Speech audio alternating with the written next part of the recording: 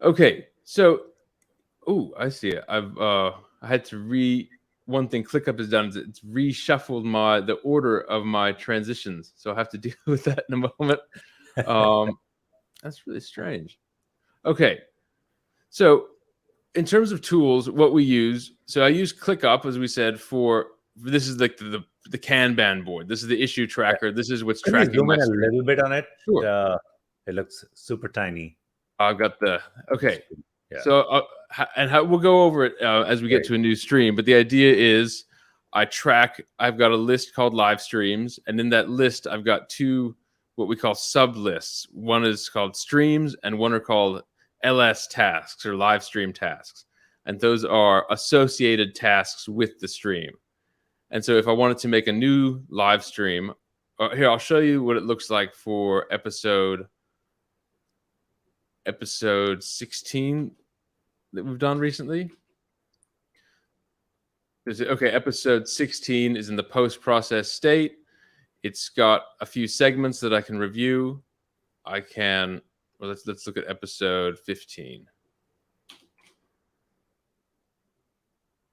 Okay, so episode 15, we've made a few segments. We've made a few highlights from those segments.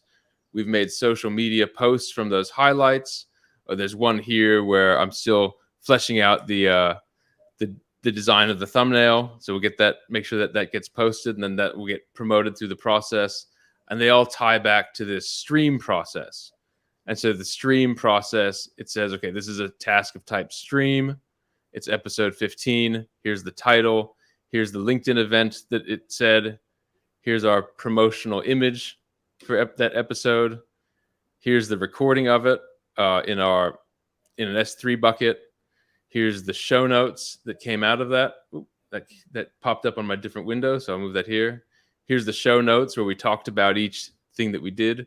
So this is kind of a one-stop place to manage the stream, and all these fields get populated as the automation progresses through.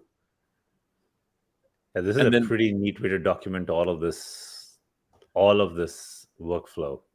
Well, and so the part that I really like, and we'll get through. So if I go over to streams, and I can go to automations, and this is saying, okay, if I change the status, let's look at this automation. So this automation is saying when the status goes from planned and then it advances out of the planned state. Oh, this is saying if I don't have this episode number, then kick it back. Yeah. But then I'll have another automation that says, here we go. This is where it gets interesting. When the status changes from planned to scheduled, then it's going to call a DevFlow webhook. And we'll look into this DevFlow webhook in the next one.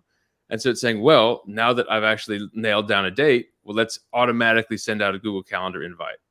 So the tools we use to manage this, we use ClickUp for the management, use DevSpaces as our IDE to code all these.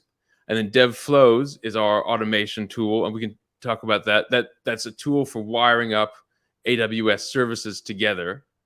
We're going to use AWS Recognition. We use StreamYard for the streaming, and then ClickUp for task management. Now, 1 second here. Again, this is behind the scenes. In our StreamYard, I've got these transition tasks, and I noticed that somehow transitions 3, 4, and 5 vanished.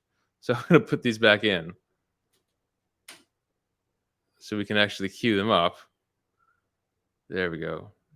Transitions 3, 4, and 5 are processing. Okay. So should we go on to the next bit of the conversation here? Yeah, absolutely.